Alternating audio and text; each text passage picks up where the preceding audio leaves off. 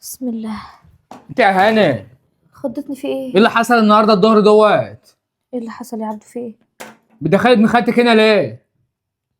طب ما هو كان في الشارع هنا عنده شغل وجاي يحاول يبص علينا، يعني هو يعني اعمل ايه؟ دخل ضيفته ومشي. تدخليه البيت ليه بقى وانا مش موجود؟ راجل البيت مش موجود، مفيش حد يخش. معلش انا اسفه، ما اقصدش، بس هو يعني ما كانش ينفع ترده. طيب اطرديه، قولوا له جوزي مش هنا، قولوا له عبده مش هنا، ما ينفعش تدخل.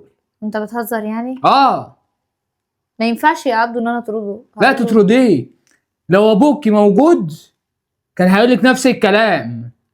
ما ينفعش ابن خالتك يخش وجوزك مش موجود، راجل البيت مش موجود، محدش يخش.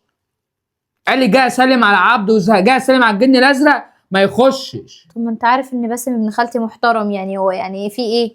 ماشي اخويا، يعني ايه المشكله؟ محترم وعلى دماغي، بس في اصول، في اصول يا هدير. طب يحترم وانت البيت عرفت منين؟ يعني مش فاهمه. عم خالد اللي قاعد قدام الباب، اقول لك ايه بقى؟ بيقول لي ابن خالتها كان فوق وانت مش موجود، وانت ما شاء الله عارفه عم خالد زي بيلوك زي النسوان. خلاص يا عبدو، مش هدخل حد وانت مش موجود بعد كده، انا اسفه، ما كنتش اقصد.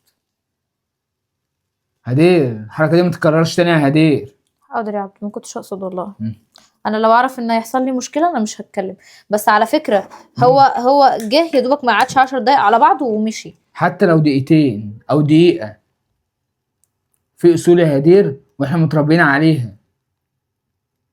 فعلا دي غلطتي انا ما م. كنتش اقصد، حقيقي انا ما كنتش اقصد.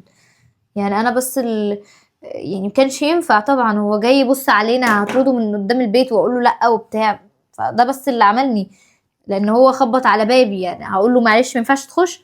دخل وعملت له كوبايه شاي، يا دوبك قعد العشر دقايق اطمن عامله ايه مش عارفه ايه، سأل عليك وبعدين خد بعضه ومشي. بس انا والله ما كنت اقصد، انت عارف ان انا عمري ما بدخل حد وانت مش موجود. عارف وانا يا هدير، بحترمك على فكره في غيابك او قبل وجودك. عارف ان انت بتحترميني وبتقدريني، بس الحركه ديت ما ينفعش. كمان انت شايفه الشارع بتاعنا عامل ازاي يا هديه؟ محدش بيسكت. حاضر انا اسف. وابوك لو عرف الحكايه ديت لو حصلت، ابوك هيزعل وهيكلمك وهيعاتبك فيها جامد. حاضر يا عبد. خلاص ماشي. انا اسف. ماشي، واتمنى ان هي ما تتكررش تاني. حاضر. ماشي يا هديه. يلا ماشي. خلاص اكلك، انا هخلص حاجات بره. ماشي يا عبد. فعلا انا غلطانه، ومكانش ينفع ادخل ابن خالتي وجوزي مش موجود. حتى انا عارفه ان ابن خالتي بمقام اخويا برضو، بس ما ينفعش، البيوت لها حرمه، ولازم احترم جوزي في غيابه قبل وجوده كمان، عشان محدش يفكر عني حاجه وحشه. هما ما يعرفوش ابن خالتي، لو حد يتكلم عني كلمه وحشه انا اللي غلطانه من الاول، هو عنده حق.